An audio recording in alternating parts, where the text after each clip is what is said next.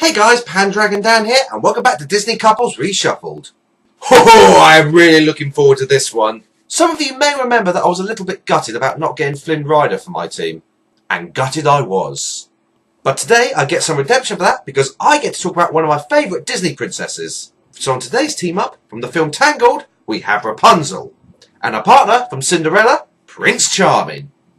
So let's not waste any time, let's get into this. Now, I could probably talk about Rapunzel until the cows come home, but for the time being, I'll just keep it down to the bare minimum. For those of you who saw Tangled, you would know that a voice actress was Mandy Moore, who was a singer who came to fame with the song Candy. Now, I already mentioned that Rapunzel is one of my favourite Disney princesses of all time, and here's why. First of all, I think her backstory is pretty sad if you think about it. I mean, her mother was ill when she was pregnant with her, so her father used the magic flower to save her, and this in turn gave her golden hair capable of healing people. Unfortunately, this magical flower was also sought over by the evil crone, Mother Gothel, who was using it to retain her beauty. So that when she was born, she stole her away from her parents and locked her up in a tower. Yeah, that's right, she was taken away from her parents. As a baby. That is pretty messed up. So in the 18 years that she's been held by Mother Gothel, she's never once left her tower, nor has she ever seen the outside world. And Mother Gothel won't let her out the tower either, because she wants to keep her nearby so that she can use her rejuvenating powers. Now, unlike a lot of other Disney princesses, Rapunzel actually doesn't know that she's been held against her will. That in turn I think gives her such an interesting dynamic between her and Mother Gothel, because Gothel has such a strong psychological hold on her that Rapunzel even feels guilty about wanting to leave. Thankfully, a chance encounter with Flynn Rider, oh Flynn, allows her to leave the tower and she can finally find out about her past. Which in turn leads to one of the most beautiful relationships in any Disney film. Rapunzel and Flynn. You know, I actually kind of feel bad about breaking her up. They're so good for each other. No, keep it together, it's all just part of the competition. So anyway, here's some stuff I can tell you about Rapunzel. Some people say that she's a bit of a damsel in distress, but I could not disagree with that more.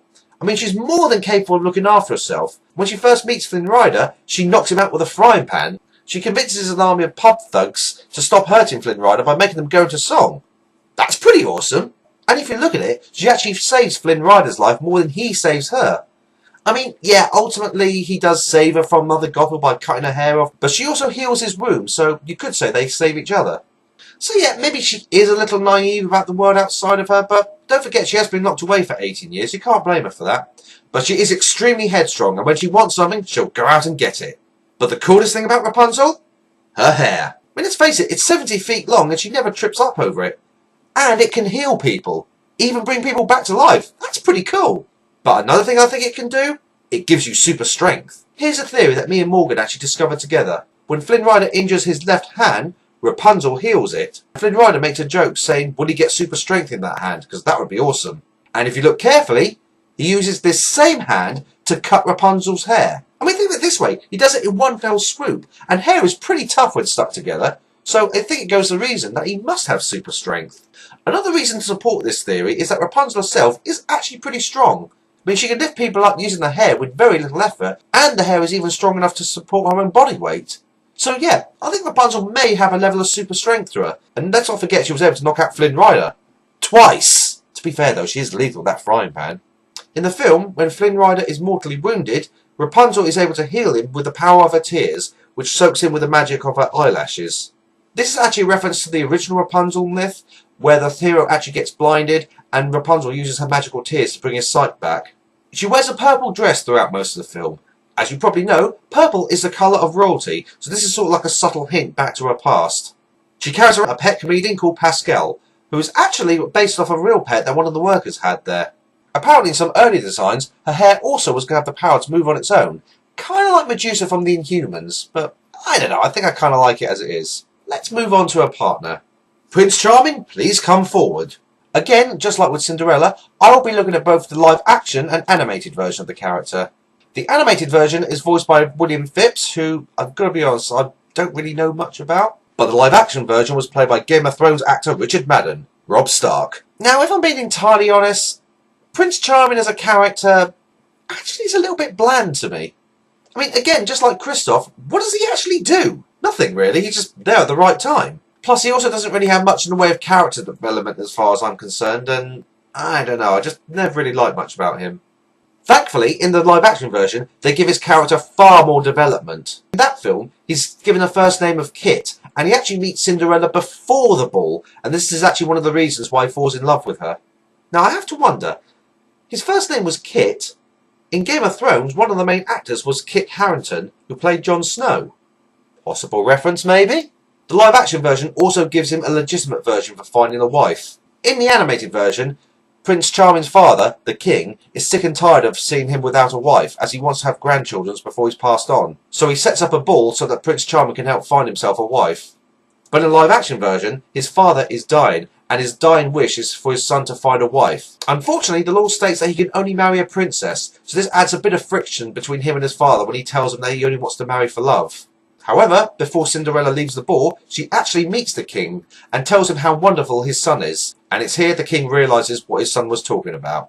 This, of course, leads to what I consider to be one of the most emotional and heart-wrenching scenes in any Disney movie. Just before the king dies, he tells his son to marry for love, and then he recounsels with his son before he dies. Seriously, guys, you watch this scene, you better have a box of tissues ready. It is just tear-jerking.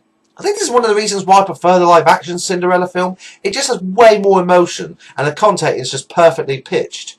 So, as you can tell, I'm more a fan of the live-action Prince Charming, only because I think he has way more character development, and he's more interesting and likeable as a character.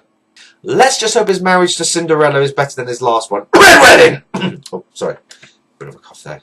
Now, interestingly enough, despite being called Prince Charming by many fans, he's actually never referred to this in the original film.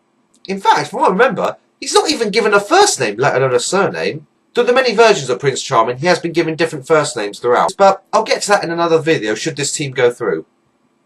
Hint, hint. Now there was an homage to Prince Charming in the film The Princess and the Frog, as Tiana has a doll that resembles him wearing the outfit from the second movie. Okay, so there were a few facts for those two for you. So now the big question, as always, why would they make a great couple? Bear in mind that Prince Charming was able to rescue Cinderella from someone that was holding her against her will. He could easily march up to the tower and rescue Rapunzel. Then Rapunzel would just let down her hair, jump into his arms, and they'd ride happily into the sunset. Then again, Gothel was able to keep Rapunzel hidden away from the king and queen of the land, so, I don't know, Prince Charming might have his work cut out for him here. Then again, Rapunzel could easily just jump out and use her hair to glide her way down, falling into Prince Charming's arms. And because Rapunzel's a princess, they wouldn't have any problem with that only marrying a princess law. And if you go by the live-action film, Rapunzel could use her magical hair to heal his father, meaning that he and the king could have much more time together. So yeah, I think Prince Charming and Rapunzel will be pretty good as a couple, just so long as he doesn't ask her to cut her hair. And that's the next couple. Do you think they make a good team? Let us know by voting for them below, but don't hang around because the polls are only open for a few days.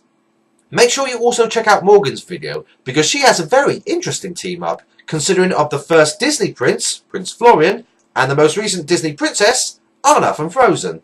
Once you've seen both videos, make sure you go to the polls and vote for your favourites. And as always, we would ask if you could please like and share this video wherever you can, and subscribe to our channels. Okay, we're down to the last team now. Make sure you come back for the next video. It's gonna be a doozy. Until then, guys, enjoy the rest of your day. Speak soon. Bye.